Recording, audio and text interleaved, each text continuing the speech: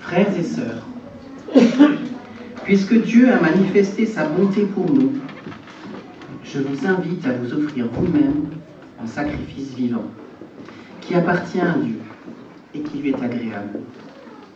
C'est là le véritable culte, conforme à la parole de Dieu. Ne vous conformez pas aux habitudes de ce monde, mais laissez Dieu vous transformer et vous donner une intelligence nouvelle. Vous discernerez alors ce que Dieu veut, ce qui est bon, ce qui lui est agréable et ce qui est parfait. Amen. Vous aurez peut-être reconnu l'Épître aux Romains, le chapitre 12, les 2 premiers versets.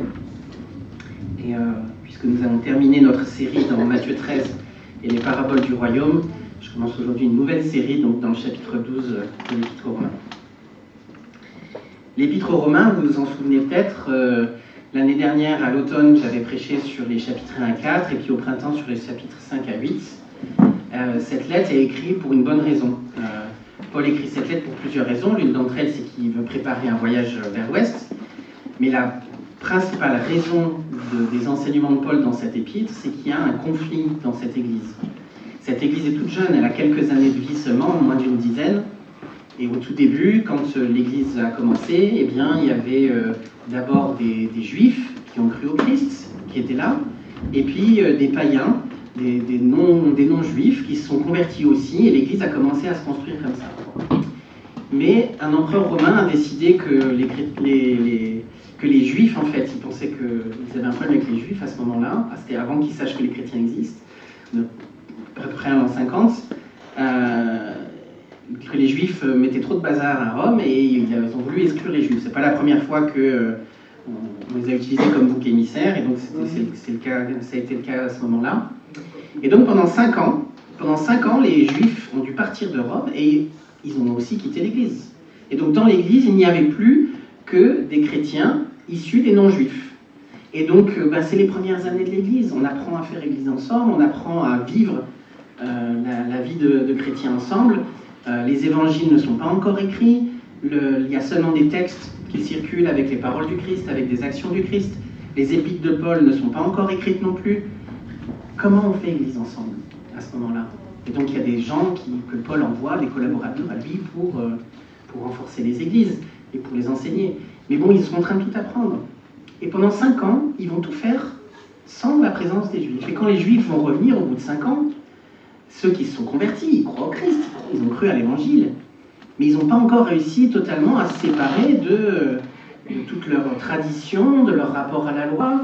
Tout ça est encore un peu confus, parce qu'avec le temple sera détruit seulement 20 ans plus tard, donc pour l'instant on est encore un petit peu dans une passation entre les deux alliances. Et les Juifs, quand ils arrivent dans l'église, ils disent « Ah non, là, ça ne va pas ce que vous avez fait pendant 5 ans sans nous. Non, la loi, il faut la respecter, il faut faire comme ci, il faut faire comme ça, etc. Il faut respecter les traditions juives. » Et donc il y a un conflit dans cette église. Comment, la question à laquelle Paul répond avec cette épître, c'est comment on est église en venant d'arrière-plans aussi différents. Et pendant les 8 premiers chapitres, Paul va ancrer sa démonstration dans le fait que nous sommes tous égaux, que juifs, non-juifs, peu importe d'où nous venons, peu importe la période de l'histoire de l'humanité, le salut, c'est toujours obtenu par la foi. Parce qu'il n'y a jamais eu d'homme juste. Et même les sacrifices n'ont jamais pardonné le péché, ça a toujours été la foi. Et en fait, le peuple de Dieu, c'est pas d'un côté Israël, puis plus tard l'Église. En fait, le peuple de Dieu dans Israël, c'est ceux qui sont descendants d'Abraham par la foi, c'est-à-dire ceux qui croient vraiment. Ce n'est pas tous les descendants d'Israël. Et c'est avec ces gens-là, c'est aussi tous ceux qui, parmi les païens, auront la foi. Le peuple de Dieu, c'est ceux qui sont descendants d'Abraham, non pas par la génétique, mais par la foi, par la promesse. C'est ce que Paul va défendre dans les 8 premiers chapitres de l'Épître aux Romains et aussi un peu dans l'Épître aux Galates. Et il va terminer avec cette démonstration magistrale de la grâce, de ce qu'est la grâce de Dieu, qui nous unit tous en un seul peuple. Voilà, en un seul peuple. C'est comme au Mont Sinaï quand il y a eu La loi, merci. C'est la première alliance. Un seul peuple, avec la puissance de Dieu, il y a un seul peuple, et aucun des deux ne peut se sentir supérieur aux autres. Les païens ne peuvent pas se sentir supérieurs aux juifs en pensant qu'ils sont plus libres, et les juifs ne peuvent pas se sentir meilleurs parce qu'il y a eu Moïse et tout ça avant eux. On est un seul peuple. C'est ça que Paul défend dans l'Épître aux Romains. Et puis on arrive donc à ce chapitre 12 où Paul commence en disant « à cause de la bonté de Dieu ». C'est-à-dire qu'il considère, et il est en train de dire que tous les 11 premiers chapitres, et particulièrement les chapitres 1 à 8, qui font dans la grâce vraiment de tous ces gens qui sont présents dans cette église, d'où qu'ils viennent un seul peuple, à cause de cette grâce immense de Dieu, à cause de cette bonté. Alors Paul les supplie de se comporter d'une certaine manière. Dans nos Bibles, des fois, c'est traduit un peu légèrement. Moi, je vous ai lu, je vous invite. Le verbe en grec est un peu plus fort que ça. Il y a une forme d'urgence là-dedans. Je vous supplie, je vous presse, je vous enjoins, je vous exhorte dans certaines Bibles, mais exhorter, c'est un mot qu'on ne connaît plus trop bien, alors on ne sent pas la force qu'il y a dedans. Paul met de la force dans ce passage-là, dans ce mot-là. Pour lui, il va défendre, et il le fait en fait dans chacune de ses épîtres, il va défendre que toute la théologie qu'il a décrite dans les 8 premiers chapitres, dans les 11 premiers chapitres, en fait, c'est pas juste une philosophie. C'est pas juste fait pour être joli, pour y croire parce que c'est beau, c'est classe, ça explique bien le monde. Non, c'est beaucoup plus que ça. D'ailleurs, on avait vu, dans les paraboles du royaume, dans Matthieu 13, on avait vu comment Jésus présentait le royaume de Dieu sur la manière dont on y entre, sur le fait que le royaume de Dieu nous cherche, sur le fait que le royaume de Dieu est la chose la plus précieuse. Mais il n'a pas que enseigné ça sur le royaume de Dieu. Si vous lisez dans le même évangile, l'évangile de Matthieu, les chapitres 5 à 7, qu'on appelle le sermon sur la montagne, vous verrez ce qu'on appelle l'éthique du royaume. C'est-à-dire, l'éthique, c'est comment il faut se comporter. Comment on se comporte dans le royaume. C'est-à-dire, une fois que je suis entré dans le royaume, à quoi ça ressemble, comment je me comporte, qu'est-ce que ça change. Qu'est-ce que ça change par rapport à la prière, par rapport aux inquiétudes, par rapport au jugement des autres. Jésus va montrer tout ça, pour montrer aux disciples que leur justice doit dépasser celle des pharisiens. C'est comme ça qu'il introduit son message dans ce sermon sur la montagne. Comment on peut être plus juste que les pharisiens qui accomplissent toute la loi? Eh bien, en interprétant la loi sur l'ère de la grâce et sur l'ère de l'amour des autres. Si la loi m'amène à mieux aimer les autres, alors j'ai bien compris la loi. Si elle m'amène à m'enfermer et à exclure les autres, je n'ai pas bien compris la loi. Parce que le royaume de Dieu, encore une fois, c'est pas juste une philosophie. C'est pas juste une belle pensée. C'est pas juste quelque chose qui explique bien le monde. Et pourtant, je crois que ça explique bien le monde. Honnêtement, c'est comme ça que je suis arrivé à l'Évangile. Parce que pour moi, l'Évangile était ce qui expliquait mieux le monde dans lequel je vis, avec la présence du bien et du mal, avec la création, avec tout ce que je vois autour de moi. Mais c'est pas seulement ça. La question, c'est qu'une fois que je suis ce bon grain qui commence à pousser, à quoi ça va ressembler? Qu'est-ce que ça va changer?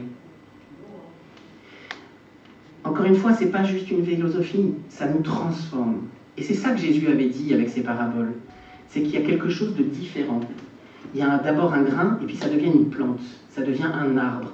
Vous voyez, il y a un changement de nature, il y a une transformation. On parle de régénération.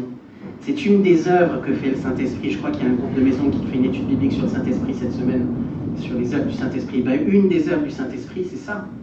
C'est la régénération. Le Saint-Esprit applique le salut dans nos vies. Tout ce que Jésus a acquis à la croix, il faut que ça devienne concret. Et comment c'est fait? Comment ça se passe? Eh bien, c'est le Saint-Esprit qui l'applique dans nos vies. Il nous transforme. Il fait de nous une créature nouvelle. Régénérer, c'est ça que ça veut dire. Il fait de nous une créature nouvelle. C'est une création qui se fait progressivement, mais qui nous transforme en entier. Paul parle de notre corps et de notre intelligence qui doit se renouveler. Quand il parle de ça, en fait, il parle de tout l'être humain, de l'ensemble de l'être humain.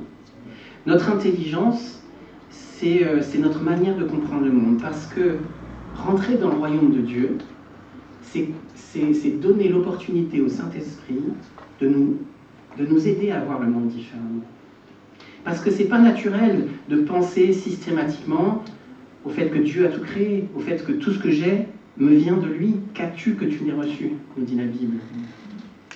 Des fois, on pourrait se dire, par exemple, moi, je vis de dons depuis de nombreuses années, puisqu'avant j'étais missionnaire, maintenant je suis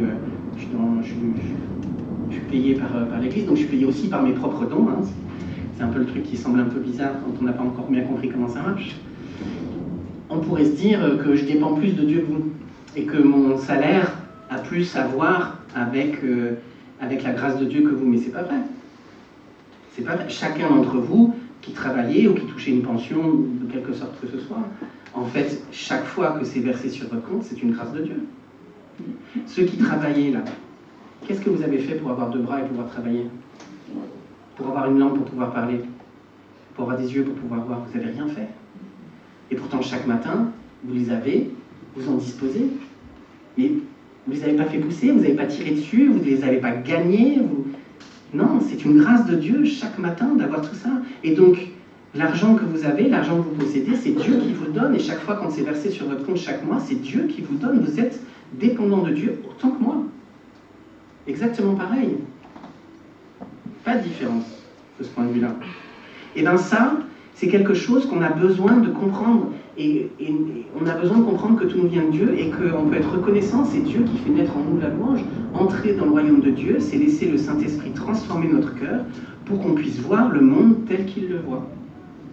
En sachant aussi, par exemple, qu'il vaut mieux gagner son argent en étant honnête qu'en étant malhonnête. Pourquoi ? Parce que bien mal acquis ne profite jamais et qu'un jour il y aura une rétribution. Un jour Dieu va juger les vivants et les morts. Mais pas seulement pour ça, mais parce que si Dieu est parfaitement bon et qu'il entre dans mon cœur et qu'il transforme mon cœur, moi aussi j'aime ce qui est bon et ce qui est bien. Et alors, la question de pourquoi je vais subvenir à mes besoins d'une manière juste et honnête, c'est pas seulement par crainte d'un châtiment, c'est aussi simplement parce que j'aimerais bien. Le Saint-Esprit nous transforme. Entrer dans le royaume de Dieu, c'est être profondément transformé dans la manière dont on comprend les choses. Aussi dans la manière dont on aime les choses. C'est ce que je viens de dire avec le fait d'aimer le bien. La sanctification, l'acquisition de la sagesse, c'est transformer son cœur pour aimer les choses que Dieu aime petit à petit. Nous sommes encore très orgueilleux et très égoïstes, vous le savez comme moi. On est tous à la même enseigne là-dessus. Mais petit à petit, Dieu transforme notre cœur pour que nous aimions ce qui est bon, que nous apprenions à aimer les autres, que nous apprenions aussi à être généreux ou hospitaliers avec sagesse. Toutes ces choses-là nous viennent de Dieu. Certains d'entre nous, Dieu va nous donner un don particulier pour l'une de ces choses, on le verra dans la suite du texte plus tard. Mais nous sommes tous appelés à ces choses-là, nous avons tous à progresser sur ces choses-là. Et c'est le Saint-Esprit qui, par son œuvre, petit à petit, nous transforme parce que nous sommes dans ce royaume.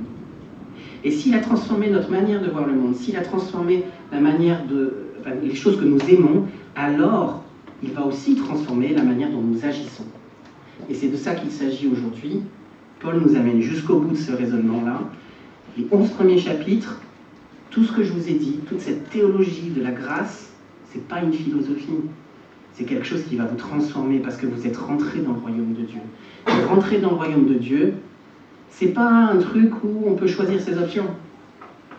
C'est pas un truc où je me dis, bon, alors je suis du bon grain sur le côté droit, mais les feuilles qui poussent du côté gauche, ça sera de l'ivraie. Ça n'a aucun sens. Je peux pas être du bon grain un jour et du mauvais grain le lendemain. Je peux pas décider de la vitesse à laquelle je pousse. Je peux pas porter du blé et en même temps des mauvaises graines. Ça marche pas comme ça. La sanctification dans la vie chrétienne, c'est pas une option. C'est pas un truc réservé à des meilleurs chrétiens. Il n'existe pas de chrétien que Dieu n'appelle pas à la sanctification. Et dans le cœur duquel Dieu ne travaille pas à la sanctification. Parce que c'est quelque chose qui vient tous ensemble. On ne peut pas entrer dans le royaume de Dieu pour dire ça y est, je suis sauvé, et puis en fait vivre à l'extérieur du royaume, et puis rentrer dormir le soir au royaume, parce que c'est plus simple quand même de travailler à l'extérieur et de ne pas être obligé de suivre les règles du royaume. Ça n'existe pas, il n'y a pas de transfrontalier dans le royaume de Dieu. Ça n'existe pas, ça n'est pas possible, ça n'est pas une option, ça ne peut pas exister. C'est même pas une possibilité. Être un sacrifice vivant. Il faut qu'on se détache du monde dans lequel on vit, qui s'est bien accroché à nous, qui a étendu ses racines bien profondément. Et pour ce faire, il faut qu'on se donne en entier. Être un sacrifice vivant. C'est entier. Quand on donne un sacrifice, on ne va pas récupérer quelque chose après. Un sacrifice vivant qui appartient à Dieu. Il appartient entièrement à Dieu. Mes frères et mes sœurs, peut-être vous en doutez, et peut-être vous dites, je ne suis pas un super bon chrétien, et des fois j'appartiens à Dieu, des fois j'appartiens pas, mais non. Dieu, il ne fonctionne pas comme ça, c'est un Dieu jaloux. Si vous lui appartenez, point. Dans les bons moments, comme dans les mauvais, dans les moments glorieux, comme dans les moments moins glorieux. Vous lui appartenez, c'est tout. Il n'y a pas autre chose à dire là-dessus. C'est une réalité. Et ça, Paul nous dit que ce n'est pas automatique en fait. Il y a quelque chose qui est réel, qui est lancé d'une transformation qu'on ne peut pas arrêter, qui va aller jusqu'au bout, parce que c'est la mission du Christ, de nous amener jusqu'au bout et de nous relever au dernier jour. C'est sa mission, il va être fidèle. C'est avec une certitude absolue. Mais si Paul dit aux Romains, je vous en supplie, faites-le, agissez comme ça, c'est bien que c'est pas si évident que ça. C'est bien qu'il y a un truc qui fait que notre sanctification, on peut soit la prendre à la légère, on peut trouver que c'est sérieux mais se sentir incapable, ne pas avoir compris comment ça fonctionne et du coup être découragé et laisser filer, ou on peut entrer dedans avec foi et avec Dieu. Mais dans tous les cas, c'est ça que Dieu veut faire avec nous, et à cause de tout le reste, et à cause de tout ce que ça vous avez cru, à cause de ce en quoi vous croyez, et pourquoi vous avez pris la Sainte Seine tout à l'heure, à cause de ça, de toute façon, et quoi qu'il arrive, c'est pas une option. La vie chrétienne, c'est se donner comme un sacrifice vivant à Dieu. Ça ne veut pas dire qu'il faut absolument vendre tout ce que vous possédez, donner tout aux pauvres, vivre avec une robe de bure et puis annoncer l'évangile dans la rue avec une clochette en disant la fin du monde est proche. C'est pas ça que ça veut dire, je vous rassure. Je sens que vous étiez à 2 doigts d'aller acheter une clochette, mais non, pas encore. Être un sacrifice vivant, c'est pas ça que ça veut dire. On verra un peu plus tard aussi jusqu'où ça va. Mais en tout cas, ça nous implique entièrement. Notre corps. Quand il dit notre corps ici, il ne veut pas seulement dire notre corps physique. En fait, dans la pensée hébraïque, le corps, la chair, ça représente l'être humain dans sa totalité, intérieur, extérieur, dans sa faiblesse et son incapacité de répondre à la loi de Dieu. C'est ça, la chair, dans l'Ancien Testament. Parfois, c'est utilisé pour parler du corps physique, on est d'accord. Mais la plupart du temps, le concept de chair dans l'Ancien Testament, qui est d'ailleurs mal compris quand Paul le reprend et qui fait que les chrétiens, des fois, font une opposition entre l'être intérieur et l'être extérieur, très souvent, en réalité, ça implique l'être humain entièrement. Paul n'est pas en train de nous dire là, offrez votre corps physique et puis le corps spirituel, on s'en fiche. Non. Il parle de tout notre être humain. Le corps, pour les Juifs, dans l'Ancien Testament, ils n'avaient pas de mots, vous voyez, pour parler des choses. On a des concepts philosophiques aujourd'hui, à l'époque, ils n'en avaient pas. Qu'est-ce qu'ils remarquent? C'est que le corps physique, il tombe malade. Le corps physique, un jour, il meurt. Il est fragile. Il a du mal à être dans cette perfection comme le corps de Jésus l'a été. Et bien, ils utilisent ça comme une figure de style pour parler de l'être humain dans sa fragilité et dans sa difficulté à accomplir la loi de Dieu. Et bien, quand Paul parle de corps, offrez votre corps en sacrifice vivant, là, maintenant, c'est de ça qu'il parle. C'est tout mon être, tout entier. D'ailleurs, en offrant mon corps entier, je vais laisser Dieu transformer mon intelligence. Donc, vous voyez bien qu'il parle du corps entier. C'est tout entier, sans rien garder, quelque chose qui appartient à Dieu, et quelque chose qui est vivant. Quelque chose qui est vivant, c'est pas extérieur à moi. Vous savez, venir offrir des sacrifices d'animaux à l'époque de l'Ancien Testament, ça nous choque aujourd'hui, à l'époque, ça les choquait pas vraiment, mais bon, ça leur coûtait. S'ils respectaient vraiment la loi, ça leur coûtait. Mais ça leur coûtait pas autant que de s'offrir entièrement. Et ceux d'entre eux dont le sacrifice a plu à Dieu, c'est ceux qui, en offrant un animal, s'offraient avec entièrement de tout leur cœur. Et nous, c'est pareil, c'est ça que Paul nous dit, on n'a plus besoin de sacrifices d'animaux. Mais ce dont on a toujours besoin et ce qui n'a pas changé, c'est que le sacrifice qu'on doit offrir nous implique entièrement, c'est ma vie entière donnée à Dieu. C'est pour ça que Paul les encourage avec une telle force. C'est qu'on peut vivre sa vie de chrétien en luttant contre le courant, ou en se laissant porter. C'est possible. Finir par être sauvé comme à travers le feu. Et c'est dommage. C'est dommage parce que nous sommes entrés dans le royaume de Dieu, nous sommes citoyens du royaume des cieux.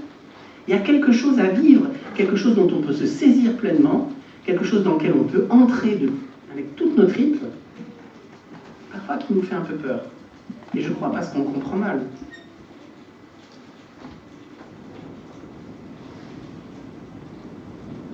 Je pense qu'on comprend mal parce que quand on entend ça, et vous verrez que c'est pas vrai, quand on va développer tout le chapitre 12. Quand on entend ça, on a tendance à penser que ça veut dire être un chrétien parfait.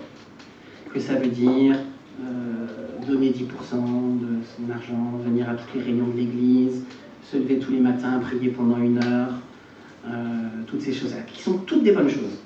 Si vous arrivez à faire tout ça, c'est formidable. Ce sont des belles disciplines spirituelles qui vont vraiment vous aider à grandir dans la foi. Mais c'est pas du tout ça que ça veut dire. Des fois, on a peur de ça et en fait, on reste sur le côté parce qu'on se dit « mais moi, je suis pas un bon chrétien ». Parce qu'il y a ce truc-là, ce péché dans ma vie qui revient régulièrement, que j'arrive pas à affronter, j'arrive pas à faire avec. Mais en fait, ce que Paul nous dit là, c'est pas qu'il s'attend à ce que nous soyons parfaits, sinon il ne leur dirait pas ça. S'il s'attendait à ce que les chrétiens soient parfaits, il dirait juste « il y en a parmi vous qui sont parfaits, c'est bon ». Et puis les autres, il va falloir réfléchir, peut-être que vous n'êtes pas vraiment convertis. Et c'est pas ça qu'il dit. Non, il parle à des chrétiens sauvés, qui sont entrés dans le royaume des cieux, et il leur dit, il faut y aller à fond les mecs. Faut arrêter de vous demander jusqu'où je peux aller dans ma vie sans que ce soit vraiment une désobéissance à Dieu. Ou sur quel truc dans ma vie je peux jeter un voile parce que de toute façon j'y arrive pas. Alors je jette un voile dessus, je fais comme si ça n'existait pas, et je compte sur la grâce de Dieu. Heureusement, la grâce de Dieu est immense. Et là où le péché abonde, la grâce surabonde. Mais ce que Paul nous dit, ça ne va pas être ça, vous verrez. Ce que Paul nous dit, ici, par rapport à ça, c'est donc pas... Enfin, c'est ok de ne pas être arrivé au bout. Parce qu'en fait, ça n'arrivera jamais dans votre vie. Dans notre vie ici-bas, de ce côté-là de l'éternité, nous ne serons jamais parfaits. Ça, c'est clair. Il y aura toujours des buts. S'il y en a un parmi vous qui a réussi à être parfait, qu'il écrive des bouquins, il va gagner de l'argent. Mais en fait, ça sera un mensonge, parce que ça n'est pas possible. Ça n'est pas possible de ce côté-là de l'éternité. C'est ok de ne pas être parfait. Mais ce qui n'est pas ok, c'est de s'en contenter. Il faut que ça reste une lutte. Il faut que ça reste une tristesse. Parce que cette tristesse-là, elle a deux possibilités. Soit elle vous laisse sur le bord du chemin parce que vous vous dites « je ne suis pas bon, je ne suis pas assez bon, je ne suis pas assez bon pour Dieu ». Mais si vous arrivez à comprendre suffisamment bien ce que c'est la grâce et la sanctification, au contraire, elle va vous mettre à genoux devant Dieu. Et vous pourrez dire avec Paul, comme Ludo nous l'a fait dire ce matin, « Ta grâce me suffit, car c'est quand je suis faible que je suis fort. » Pourquoi ? Parce que quand je suis conscient de ma faiblesse et de mon incapacité à plaire à Dieu par mes propres forces, c'est là que je dépends de lui. Ça ne veut pas dire que c'est une clé magique, ce que je viens d'expliquer, qu'une fois que j'ai compris que je dépends de lui, hop, tac, ça y est, c'est bon, je fais tout bien. Non. Et ça veut dire que je reste dépendant de lui, je reste dans l'humilité. Ça m'engage dans cette humilité et dans cette dépendance de lui. Je ne peux pas me priver du Christ. Sans lui, je ne peux rien faire. J'ai besoin de demeurer en lui parce que je sais à quel point je suis mauvais et que je n'y arrive pas. On vit des choses incroyables. On vit vraiment des guérisons glorieuses, des transformations, même des fois sur des choses qu'on n'avait pas demandé au Seigneur. Oui, bien sûr, ça arrive et il faut rester dans l'espérance par rapport à ça. Mais le fait que dans notre vie, on puisse être conscient qu'il y a des choses qui ne seront pas changées, qu'il y a des choses sur lesquelles on changera peu, qui resteront des luttes, sur ces choses-là, à cause de ces choses-là, ou plutôt grâce à elles, on va rester à genoux devant le Père. À genoux pour lui demander « Seigneur Jésus, donne-moi ta grâce encore une fois aujourd'hui ». C'est ce qu'on fait quand on prend la scène. On s'approprie à nouveau la grâce. Jésus nous a pardonné pour tous nos péchés passés, présents et à venir. Mais nous, on a besoin, comme il le dit à Pierre, qu'il a besoin de lui laver les pieds alors qu'il est déjà pur. On a besoin de se débarrasser de temps en temps de la poussière du chemin. Eh bien là aussi, si on comprend que la lutte, que la sanctification, c'est une lutte dans laquelle on est engagé, c'est pas une option, mais quand on a compris que c'est ça qui nous amène dans la dépendance de Dieu, quand on vit dans la grâce, alors on peut le vivre de manière pleine et entière. Et on peut comprendre ce que Paul dit, on peut s'y engager. Tant qu'on n'a pas compris les 8 premiers chapitres et cette grâce-là, alors on va rester sur le bord du chemin parce qu'on va se dire je ne suis pas assez bon, je ne suis pas un assez bon chrétien, c'est pas pour moi, je suis un chrétien de seconde zone et j'y arriverai jamais. Et on reste dans la culpabilité qui mène à la tristesse, au lieu d'être dans la culpabilité qui mène à la libération et à la dépendance de Dieu. C'est hyper important. C'est une des plus grandes leçons de la vie chrétienne, ça. C'est savoir comment marcher avec Jésus au jour le jour, en sachant qu'on est citoyen de son royaume et que ce n'est pas une option. C'est ça notre réalité. Et c'est à ça que Paul nous appelle dans ces chapitres qui viennent à la fin de l'Épître aux Romains. Comme dans la plupart de ses lettres, à la fin de chaque lettre, il y a une partie qu'on appelle parénétique, excusez-moi pour du gros mot, qui est le moment où toute la théologie qu'il a développée dans le début de la lettre, il nous montre que ça doit changer nos vies, comment ça s'applique dans nos vies. Et on a besoin d'avoir compris les 8 premiers chapitres de l'Épître aux Romains pour comprendre ce que c'est la sanctification et pour entrer dedans pleinement. C'est parce que Dieu est bon, c'est à cause de la bonté de Dieu, nous dit Paul. C'est à cause de cette bonté envers nous qui nous demande d'offrir, d'être entier, d'être pleinement entier dans ce sacrifice vivant, parce que c'est ça le culte véritable. Ce qu'on a fait ce matin, c'est un culte, c'est beau, on a dit plein de belles choses. Mais le vrai culte, on rend à Dieu, c'est pas juste seulement lui dire des belles choses, c'est être engagé de tout notre cœur dans cette transformation, dans cette citoyenneté du royaume des cieux. C'est ça le vrai culte à Dieu. Dernière chose, il dit, laissez-vous transformer. Vous entendez bien que ce n'est pas nous qui nous transformons, c'est le Saint-Esprit qui nous transforme. Et nous avons quelque chose à faire. Laissez-vous. Laissez-vous transformer. Laissez le Seigneur le faire.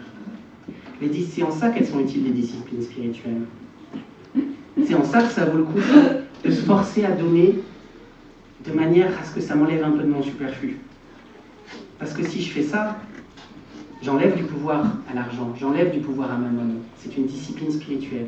Et elle n'a aucune valeur en dehors de la sanctification. Elle n'a aucune valeur si derrière ça, il n'y a pas dans mon cœur ce désir profond d'appartenir à Dieu. Mais s'il y a ce désir profond et que je me dis je vais me faire, entre guillemets, du mal en m'enlevant un peu de ce superflu que le Seigneur m'a donné avec grâce et dont j'ai le droit de profiter en réalité, mais j'accepte d'en donner un peu plus parce que je sais que ça sera de cette manière-là que je vais laisser le Seigneur me transformer. Plus je donne du temps pour aider les autres, plus je donne du temps pour lire la parole, plus je donne du temps pour prier, plus je donne du temps pour écouter, pour recevoir chez moi, pour donner, pour pratiquer tout ce qui est de la vie spirituelle et tout ce que nous allons voir dans la suite de ce chapitre que Paul décrit comme étant la volonté de Dieu, ce qui est bon, ce qui lui est agréable et ce qui est parfait, plus je prends du temps pour faire ces choses-là et plus je laisse le Seigneur me transformer. C'est comme ça que ça marche. C'est pas juste en lui disant « Vas-y Seigneur, transforme-moi » et puis ensuite en sortant dehors et puis en oubliant tout ça. Bien sûr que ça ne fonctionne pas, on a tous essayé, des fois pendant des dizaines d'années. On sait que ça ne marche pas. C'est pas ça. C'est pas ça. Mais les frères et sœurs, chapitre 8 de l'Épître aux Romains, l'amour de Dieu, plus rien ne peut nous en séparer.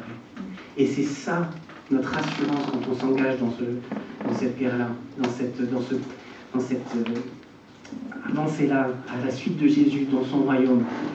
C'est qu'il faut qu'on soit bien conscient que jamais rien ne peut nous séparer de son amour.